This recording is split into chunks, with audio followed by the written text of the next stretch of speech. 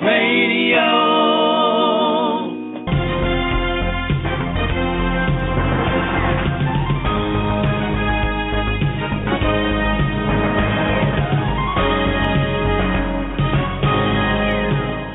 And welcome to A Kind Voice on Big Ideas and Philosophy. I'm your host, David Levins, and today I am thrilled to be joined by Elizabeth Ellis. Elizabeth is an award-winning storyteller and also the author of a highly rated book called From Plot to Narrative. Elizabeth, welcome to the program. Thank you. Glad to be with you. Good deal. And I'm thrilled you agreed to come on, so thank you. I want to start with your story. Was there a moment when you first became interested in becoming a storyteller, a professional storyteller? I went to the National Storytelling Festival in 1978 with my old friend Gail Ross and saw a lot of other people who were making their living as tellers, an idea that had never occurred to either of us, although we worked in story every day. And I guess I would say that was the event that made us say, hey, we could do that. Well, the National Storytelling Festival, I'm told, is a beautiful thing. I've been to Jonesboro. Can you tell us about that first storytelling festival you attended? I was working at the Dallas Public Library, and they gave me a week off with pay and $300. Wow. It was a fortune. It was an amazing thing. Gail and I had been making an imaginary trip to the Appalachians for about 10 years, and I called her up and said, hey, let's really, really go. So Gail's Cherokee. We retraced the Trail of Tears going backward to the 7 sacred cities of the Cherokee, and then we went to the Storytelling Festival. And it was like finding people that you didn't know existed. It was like finding a clan, family members that you didn't know you had. Oh, that's very neat. What is the difference between a story that sounds good on stage or in front of an audience and one that engages the reader? Well, a story that is told from the stage has to be kind of like a billboard. It has to be able to be understood as people drive by it. There is no such thing as instant replay.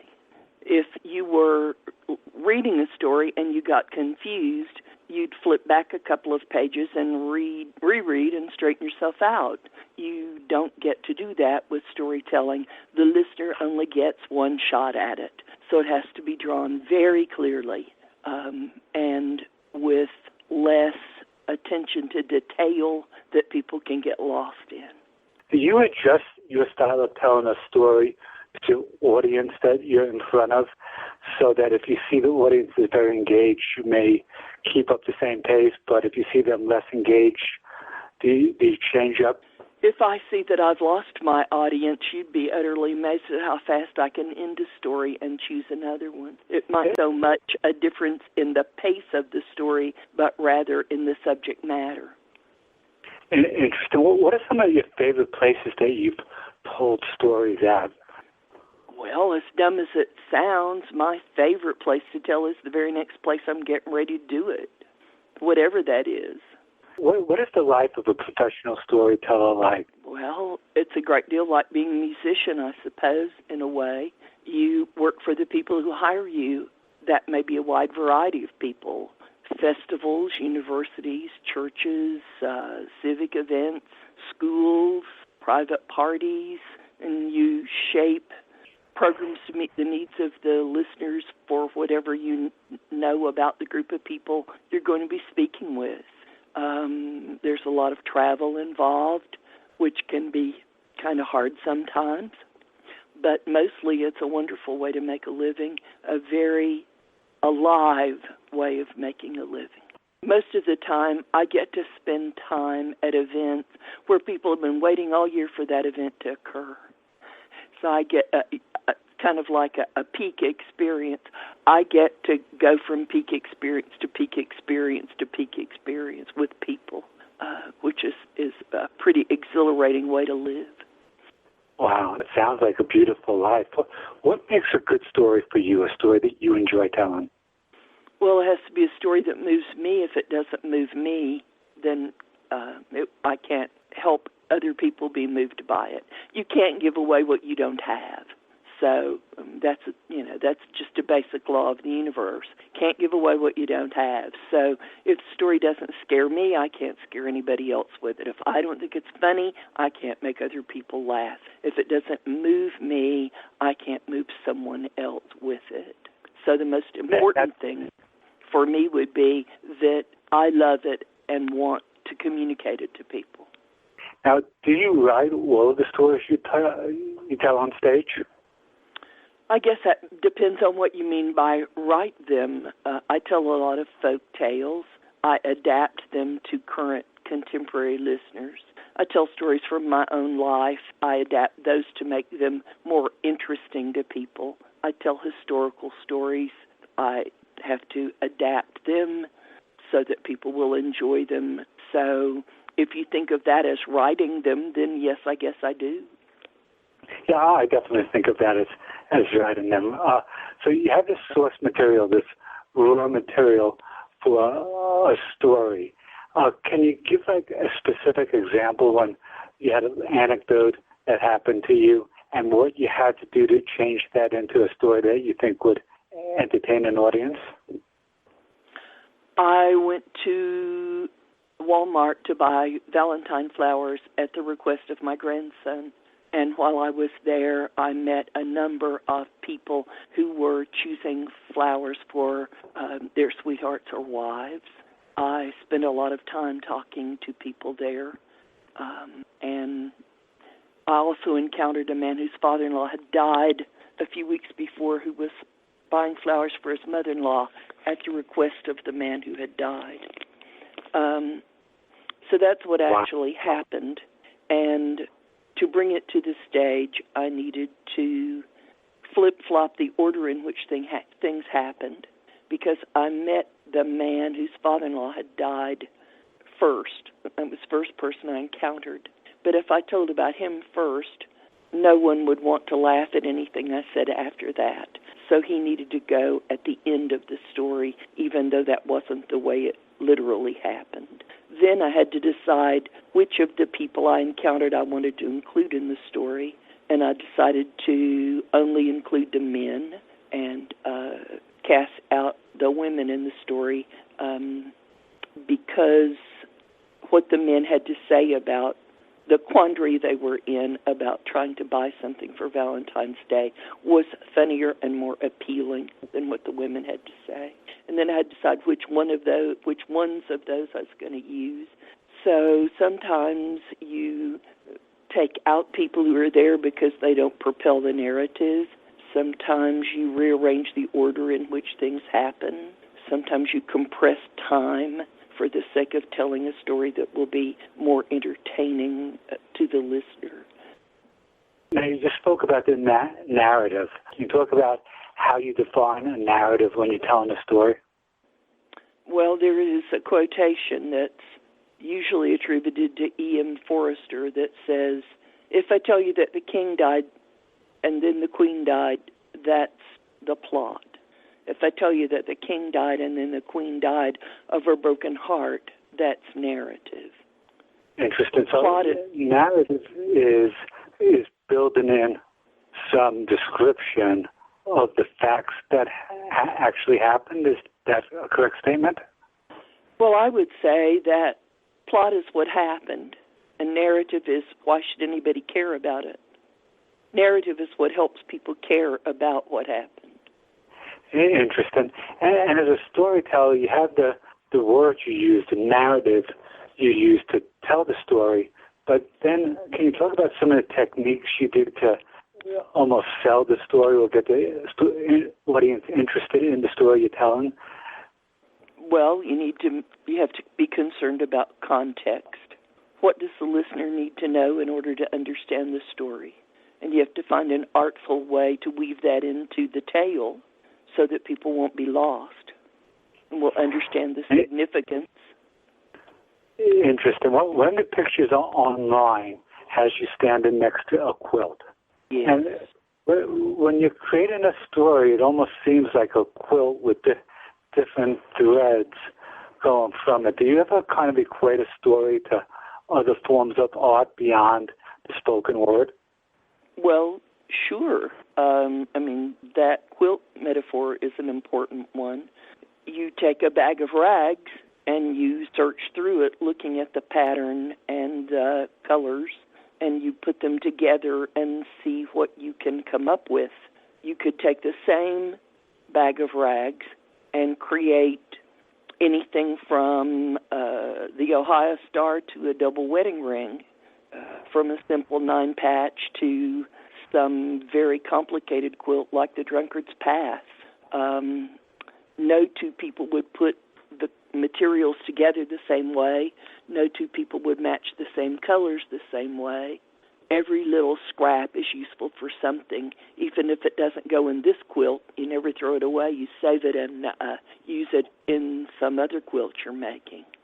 I look at the work of songwriters for brevity and turn of phrase. A songwriter can tell you a great story in less than 5 minutes with a chorus. And so there's a lot to be learned from them. I look a lot at poets because they provide such an amazing use of language and turn of phrase, economy of language that helps people. People can be greatly moved by very few words in poetry. And storytellers would do well to look at the work of poets and think about it in terms of their own work. Interesting, and that musical connection fascinates me. So for a first break, instead of playing some commercials, I want to kind of take a musical interlude and play a song that tells a story using music of gardens and kind voices coming together. So we'll be right back after this song.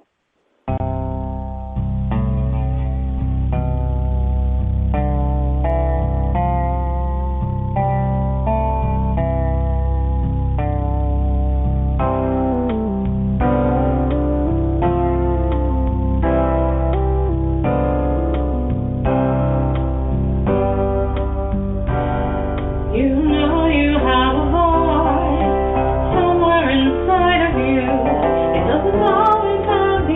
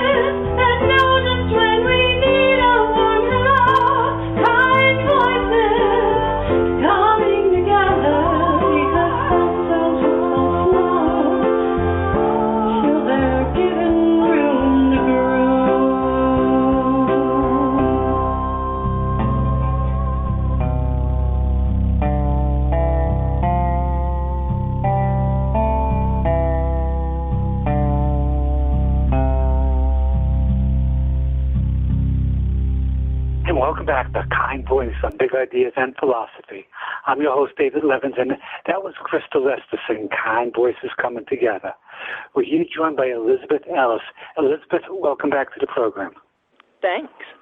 That song told the story, but as a storyteller, I'm hoping that you could kind of expand and give your take on the meaning. One of the things she said was that harmony, people in harmony, connecting with each other, causes melodies to flow. So the idea of music and getting a story to flow, can you talk a little bit about that? Well, I think a story is much like a song in that it has all of the same kind of elements. It has rhythm. It has harmonies in it.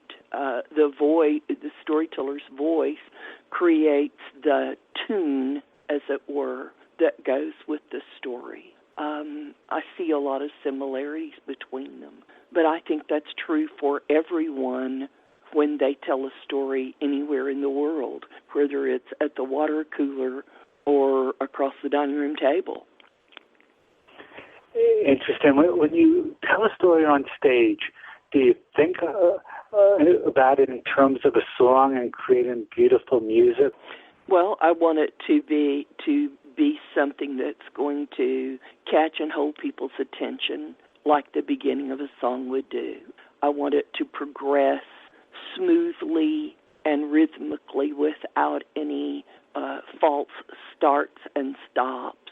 I want it to be crisp, the way a song is, not wandering off in every direction. I want it to have good, strong structure like a good song would have. I want it to reach a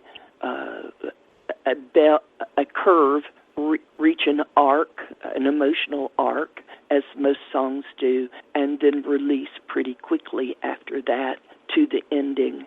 I want the ending to be definite and satisfying the way it is with music. Oh, what a beautiful answer. Now, music, beyond the words and the lyrics, music could tell a story using instruments. And what are some of the more nuanced ways a storyteller can tell the story beyond words? And it doesn't have to be a style you particularly use, but something you admire, a way a storyteller conveyed a story with beyond the words they've used.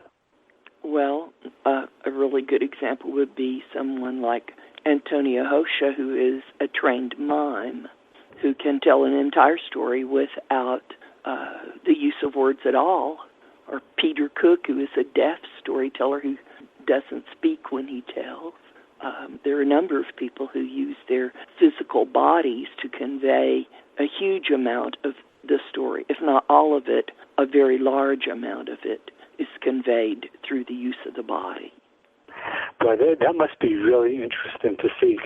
Can you tell the audience a little bit about the story you saw done by the fellow who said a mime and storyteller? Well, Antonio Hosha is originally from Brazil. He's been living here in the United States for a long time. His body is very fluid, and he can take on the characters in the story, embody them in a particularly amazing way. If he tells you about a lion, he becomes the lion. If he tells you about a bird, he becomes the bird. So much physicality in the telling of the tale. It's quite beautiful, quite striking. Wow, it sounds beautiful. So 100 years ago, before television, storytellers traveled from town to town telling stories. That was one of the main forms of entertainment. With our society has changed so much with all the YouTube and all the different channels of entertainment. How has the role of the living storyteller changed, or has it? Well, I don't know that it's changed all that much.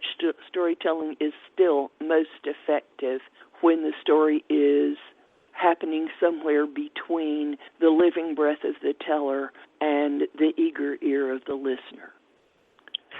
Interesting. So the story lives there.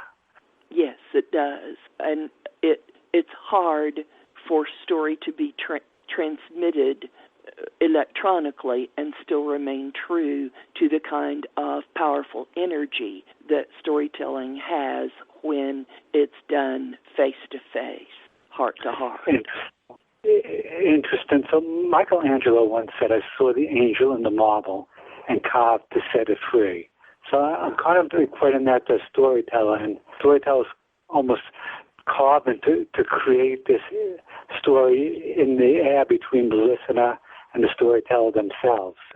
Do you see any connection between sculpting something and telling a story? Yes.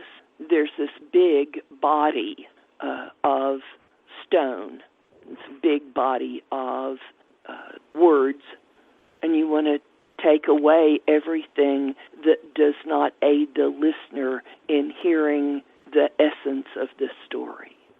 You want to make sure that you tell them everything they need to know and absolutely nothing that they don't need to know in order to enjoy the story. So it's a matter like sculpture, taking away all that isn't the angel. You've talked to your elderly relatives, and you know that sometimes you may introduce a topic, or they do, but they don't stick to the topic. They're telling you a story, but it wanders down this path, and then it crosses the creek, and then it climbs a tree and picks an apple, and you get lost trying to follow the path, trying to figure out what the essence of the story is that's being communicated. And an effective storyteller draws one clean, clear narrative line and doesn't go off on any little rabbit path that would take you away from the essence of this tale that's being presented.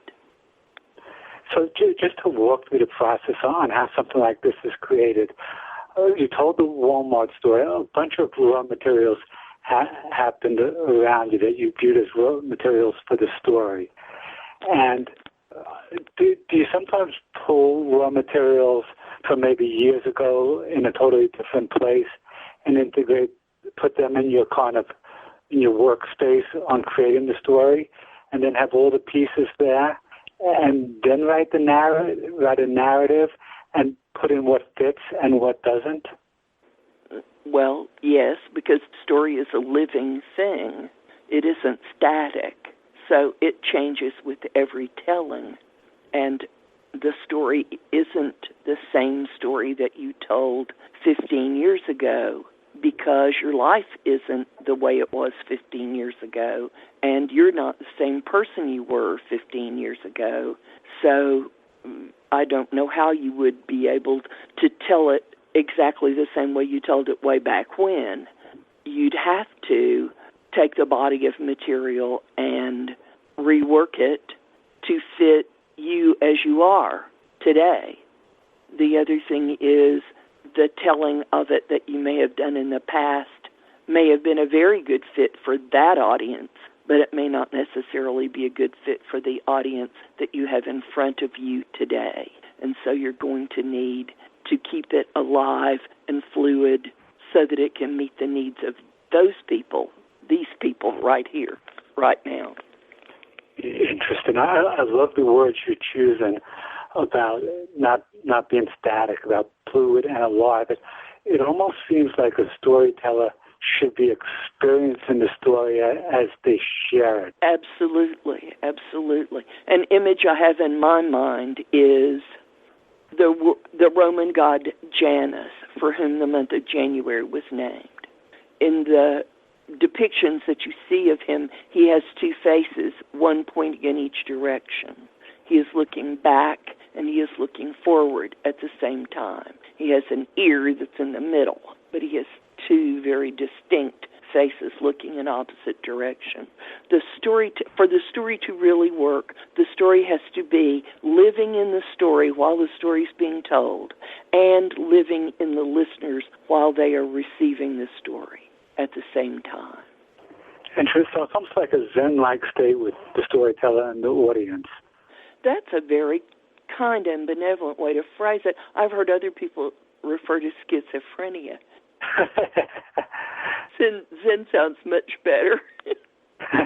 It's a beautiful word. We're going to take a quick break for our good news report, and we'll be right back after this. Tell us about the good news that is today. Hi everyone, this is Brandon Scher with your Good News Report, where we deliver happy and exciting news from all over the world. This week we have a story from Alberta, Canada, where 19-year-old Christian Hudson decided to make the day of a homeless shelter by donating $10,000 to them. Christian entered the Calgary Stampede talent search and ultimately beat out 11 other top finalists, ultimately winning the top prize of $10,000. While sleeping outside during the competition in order to save on hotel costs, the young singer became friends with a homeless man who inspired him to donate his grand prize to a local shelter. Christian commented, quote, "It was inspired right from the moment I met these people. There was this one guy who seemed a totally normal guy and told me about his past. If what he told me about his past was true, then the things that were surrounding him never happened to him. He'd be just like me. He'd be a regular guy who could work a regular job." The reason I chose this story for today is because it absolutely amazes me how Christian, who himself was trying to save money and did not have a job, had such a kind heart to donate all the money he had won to the shelter. He was able to realize that there are people out there who are in greater need than he is, and that there are times in life when we should definitely use our kind hearts and voices to help others. This is a very beautiful story, and I definitely applaud Christian for what he has done. To go along with this story, I have chosen a quote from the late Mark Twain. "Kindness is the language which the deaf can hear, and the blind can see." Thank you all for listening to this report, and continue to use your kind voices to empower those in need. Take care, everyone. A Kind Voice Radio. And welcome back to our Kind Voice on Big Ideas and Philosophy. I'm your host, David Levins, and our show is part of the bigger mission of a Kind Voice, which is to make our world a kinder, more connected place, one conversation at a time. So if you see any good news going on that you want heard in our show, go to kindvoice.org/news and let us know about it, because to fulfill our mission, we need lots of kind voices joining the conversation. And today we're in conversation with a truly kind voice and wonderful storyteller, Elizabeth Ellis. Elizabeth, welcome back to the show. Thank you. Glad to be back. Now at this point, Elizabeth, I'm hoping that you could share a story with our audience. I'd like to tell an old traditional story, if that would be all right. That sounds terrific. It might sound familiar to some of you. It's an Appalachian story, but it's far older than that. There was once an old king who had 3 daughters. Once he called the daughters to him and he said, "What would you have me get for you when I go to town?" The oldest asked for a bright, flashing red dress. The middle girl asked for a dark, flashing green dress. But the youngest said, "Bring me a dress of solid white, please, Daddy." Well, the king went to town and did his business. He bought the dresses for his daughters and put them in his saddlebags and rode home. As he was riding down one of those mountain trails, a branch came down low off a maple tree. He was a proud man, too stubborn to bend his head. So he reached up with his hand and he broke off that maple limb. And when it was broken, it was covered all over in beautiful white roses. Well, that was a great wonder. So he put it before him on his horse and rode home. And then he called his daughters to him and he said, "How much do you love me?" The oldest said, "I love you more than all the golden jewels in the world." That was what she had on her mind. The king liked her answer. He broke up one white rose, put it on the bright red dress, and he handed it to the girl. The middle girl said, "I love you more than all the husbands and boyfriends I could ever have." That was what she had on her mind. But the king liked that answer too. He broke off a white rose and put it on the dark green dress and gave it to the girl. But when he asked his youngest daughter, she said, "I don't have an answer for a question like that." He said, "No, I want to know. Tell me how much you love me." She said, "I just love you. I love you like meat loves salt." The king flew into a terrible rage. He threw the white dress on the ground and grabbed the girl and dragged her out and locked her up in a high tower where she saw no one except an old woman who cooked for her and brought her water. There she stayed a long time. One day she was sitting in the tower window, letting her tears roll down her face, and she looked out and saw the Duke of England riding across the land. He saw the girl sitting there in the tower. I guess there must have been a grapevine growing up the side of that tower, because the Duke took hand to the vine and climbed right up to her window. He brought her out and put her before him on his horse and rode away with her, took ship to England, and in his own country he married her, and the two of them, they were happy together. Well, as time went by, the other two girls got married as well. They went to live with their own husbands. When the old king grew older and older, when he could no longer care for himself, someone else took the throne, and he was sent to live with the oldest girl. All the beautiful things he brought from his old home, she sold for her own pleasure, so he knew she didn't love him. He went to live with the middle girl, but her husband didn't like the old king, and so the daughter made him sleep in the kitchen with the servants, and he wandered away. No one cared enough about him to go see where he had gone. More time went by. Those two girls' husbands again began making a war against the Duke of England, and the Duke brought his troops and his ships and his wife. He came to fight in the war. When his wife reached her own country, she turned to him and she said, "We've lived together a long time and we've always been happy, but I'm pining for the place I used to live when I was a little girl. I want to go and see it again, and after I've seen it, I'll come back to you." When she came to the place where old home stood, there was nothing left now except a burned and charred-out ruin of a building. And there was the old king, wandering through the ruins, cloudy-headed in his mind. He'd made himself a crown out of blackberry briars that he wrapped around his head. As he walked along, he kept muttering to himself. But when the girl saw him there, all she saw was her old daddy who needed her. All the years she spent in the tower dropped away, and so she went to him. And although he didn't recognize her, he let her lead him away. She brought him back to the Duke. And when the war was won, they took ship and sailed to England. And there in her new home, the daughter made a beautiful apartment of rooms for her father. She saw he would never want for any good thing. One night she went to the kitchen. She said to the cook, "Tonight when you fix the meal, fix the meat without a single speck of salt." The cook said, "I don't want to do that. That won't taste right. You do as you were bidden." And so that night, when the meal was put on the table, the meat was served without a single speck of salt. The old king came to the table, and when he had tasted his food, he dropped his face in his hands and he began to weep bitterly. He said, "I had a daughter, and I asked her how much she loved me, and she said she loved me like meat loves salt. But I was very cruel to the girl. I didn't even try to understand. I don't even know what's become of her." "Father," said the girl.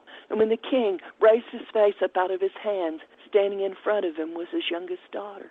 And when he saw her, his mind came back to him.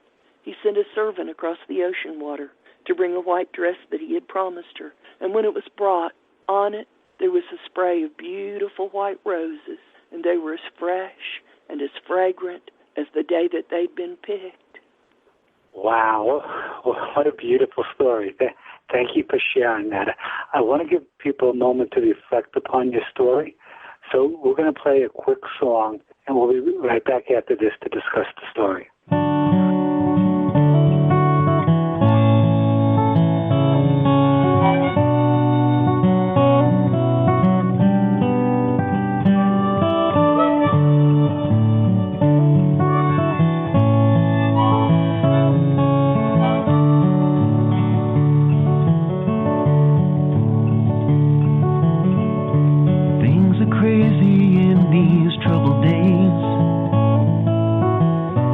Sometimes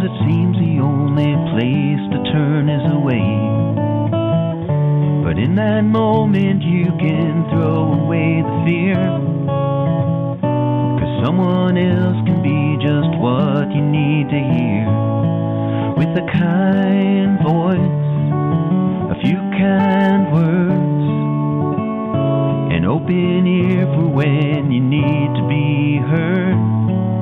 A warm heart. You can make that choice to find a kind voice. Yes, we're different, look at you and me. Both have questions, both have answers, both have needs. And though most likely we will often disagree, we can just keep talking, maybe find that we can be a kind voice, a few kind words, an open ear for when you need to be heard, a warm heart.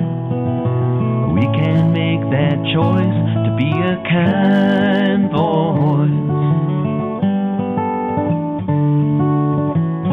There's nothing wrong with reaching out when you need.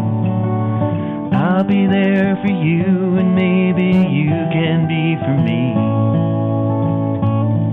With a kind voice, a few kind words, an open ear for when you need to be heard, a warm heart. We can make that choice to be a kind voice, a few kind words, an open ear for when you need to be heard, a warm heart. We can make that choice to be a kind voice, a kind voice, a kind voice.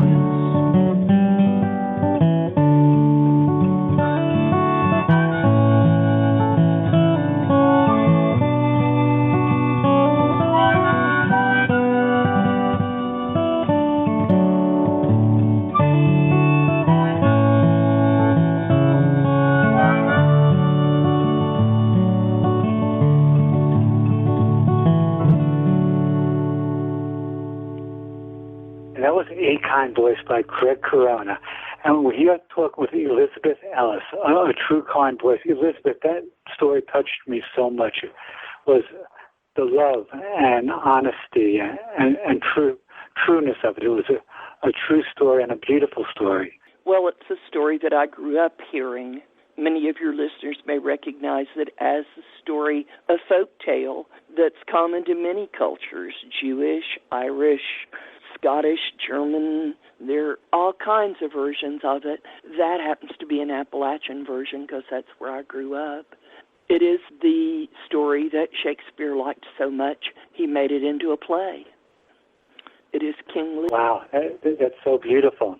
What was the very first story you ever heard that really resonated with you as a child? Wow. I was very, very drawn to the story of Rapunzel when I was a child. My aunt was a wonderful storyteller, and as was my grandfather. But as is often the case, men are drawn to tell different kinds of stories than women are. My aunt kept the old fairy tales alive. My grandfather told folk tales and hunting and fishing stories, and stories that he made up, and stories that he took the leading role in always. I guess Rapunzel is one of that and Beauty and the Beast were both stories that I heard when I was very, very young that really moved me. Interesting. Stories can be fictional, but they can be used to create new stories. And an example that comes to mind is Catherine Ryan Hyde had an experience, and she wrote the book Pay It Forward that really doesn't go into the experience she had, but she created a different story about the idea of paying it forward. And by communicating that idea in the story, it's created new stories of people paying things forward without seeking anything in return. It's given us a phrase that it may not be new, but it gives us something that we can attach this act of generosity to. stories, is there a general description of stories like that are used to create other stories? Is there a word for that kind of story that could be the seed for new life and new stories? Every time you tell a story, people hear what has meaning for them. What they hear may not be what you told. They alter it. Our brain alters it to suit our life and our needs and makes meaning out of it. And so people then go forth and tell the story that they believe they heard, which may be quite different or even completely different than the story that was actually told. And each of those stories results in the same thing. People hear it, they change it to suit their need, their meaning, and retell it. It goes on like the ripples in a pool. That's a process that never ends. Every time a person tells a story, well, I guess one of the things I want to say is one of my favorite things in my life is when I get to go back somewhere and people tell me this story back to me. They tell this story to me that I told, or that they think I told to them, and it's often quite, or what change in their lives the story helped create. The way the story helped them move forward in their lives. I think stories many stories are like an emotional Heimlich maneuver. They go right to the point where the listener is stuck, and apply just enough pressure to dislodge whatever the person is stuck on. And when that happens, some remarkable changes can happen in the person's life because all that energy that was blocked is now open and available for the creation of kindness in the universe. Wow, so well stated. Now, I think of believing blockages, like you go see a good comedian. One of my favorite comedians is George Collin, because he's a storyteller. But absolutely. What is the difference between the type of storyteller you are and a comedian like George Collin? Or is there one? Well, there are some differences. One is the way the material is delivered. I have been spending a lot of time watching comics. I didn't mention comics earlier when you talked about other art forms, but I actually spend a lot of time watching comics and how they do their work. And one observation I would have is that storytellers deliver their material much more densely than comics do. And because they deliver their material in a much denser fashion, they only get one laugh at the end of what they are telling, or when they pause and go to another scene in the story. Whereas a comic would tell the story, maybe this very same material, with many more pauses, expecting the listener to respond. And because the expectation is there, the laughter is there. So a comic may take 2 or 3 times more time to tell the same thing a storyteller would tell. Another difference would be not every story is told to be funny and to make people laugh. There's a great deal of wisdom imparted in story. That's not to say that there aren't comics who do help impart wisdom to people. You and I both know there are. But in general, most comics don't spend as much time trying to figure out what they're going to teach in the telling of the story. And I have never really heard a comic go into the area of trying to frighten people. So comics do one thing and do it really well. Storytellers tend to be more versatile in what they offer because they can make you laugh or cry or scare the living snot out of you. Wow. You're right. And that's an interesting way of looking at it. I heard an interview with Jerry Seinfeld, and he talks about the whole journey, how you have to see the thing that looks a little bit weird and then find out what's funny about it, how to deliver that funny thing, and how to sell that funny thing. And in your daily life, do you make these observations on things that would be a good nucleus for a story? Absolutely. I was meeting an old friend for lunch. She was late. She said she had been to the planning committee for their 50th high school reunion, that it had happened at the funeral parlor. I couldn't stop laughing. I thought that was the funniest thing I ever heard in my life. Well, it turned out, of course, that one of the people on the committee works at the funeral parlor, and there's a lot of space there for being able to get a conference room and all sit down at a nice mahogany table and talk about what you're going to plan. But I couldn't even wrap my brain around anything other than the 50th high school reunion happening at the funeral home. And I kept, not just the planning meeting, in my mind we were doing the whole reunion at the funeral home, and thereby eliminating the middleman and saving a lot of money. I laughed all the way through lunch about it, to the point where she was getting really annoyed with me, which I also thought, which just made me laugh harder because she was getting annoyed. I found that funny too. So, everybody has to deal with the idea that they're getting old, and in our culture, we don't want to confront that or deal with it. We treat it like it was the plague, not as a natural process. So, generally speaking, comedy helps people look at things they don't necessarily want to look at.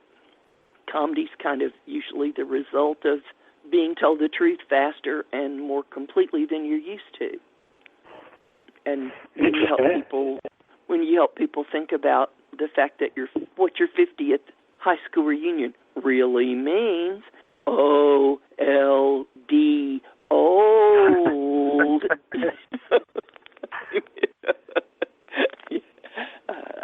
It set me off on a whole idea of I would do a whole talk. The whole story would be about a fake book I'm writing. There is no such book, but of course I would be very earnest about it, and it would be a guide to funeral planning by the zodiac sign, which I thought was really funny. Virgos are the sign most likely to have prepaid for their own funeral because they want everything to be very neat and tidy. Leos only want to know how many elephants will be in their funeral procession. Wow. Well, what a great insight. What a great insight on how you weave stories together, how you weave different elements together. That really answered the question well. Now, are you going to be at the Storytelling Festival this year? I will be there as a listener. I'm not a teller this year. It's other people's turn to tell. Oh, that's nice. That's nice. You have some books out that are very highly rated, going from plot to narrative. Right. When did you write that book? Oh, I guess it's been out 3 years, about 3 years. And then last year I put out Every Day a Holiday, and that's a collection of my personal stories that are themed around holidays. Every day is a holiday, and it sounds like you really celebrate life. It sounds like the start of your storytelling is you celebrate life, and the storytelling seems to be an outgrowth of that celebration. Well, life is certainly entertaining. I don't think any of us would argue with that. It's very entertaining. Excellent. And you've been very entertaining. Do you have any last thoughts you'd like to leave the audience with before we close out? My granddaughter came into my office, wearing a pair of hot pink leopard skin pajamas, and she told me that it was Pajama Day. I asked her how that holiday was celebrated, and she said, petting the cat, looking out the window, and daydreaming. I think that should be a national holiday. Wow. What a simple yet beautiful holiday.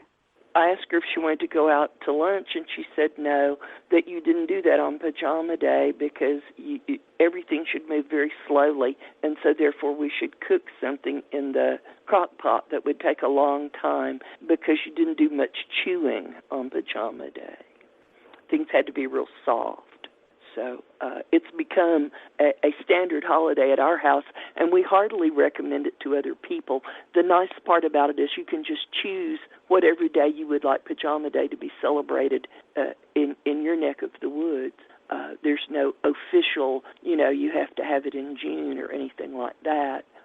You have it when you feel the need to stay in your pajamas all day. Oh, what a beautiful idea. And that's very cool, because most people don't have pajamas. As you become adults, you lose that idea. So that brings you back to a simpler time. And you have brought us back this whole show. So thank you so much for coming on. Well, I certainly enjoyed being with you. And we enjoyed having you. Have a great night. Thank you. Same to you. And that was Elizabeth Ellis sharing some beautiful insights into storytelling and story creation. It was very, very interesting to learn about all these things. So I hope you guys think about them and go out and use your kind voice to make a difference in somebody's life.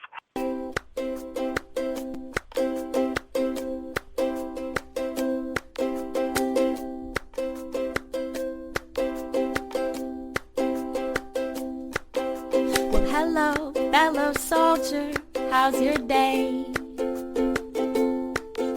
Come take my arm, let's walk and sink away. I want to know your thoughts now, yes it's true. And that bluebird, he flew by now just for you. Just step outside, you don't know who you'll meet.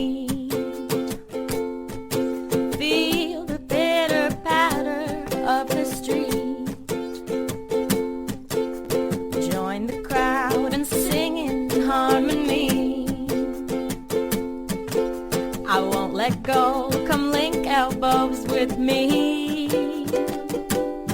Just know that I am there for you, to hear your voice, to care, to lend a hand. In this moment, we will work together and turn a new kind stranger to a friend.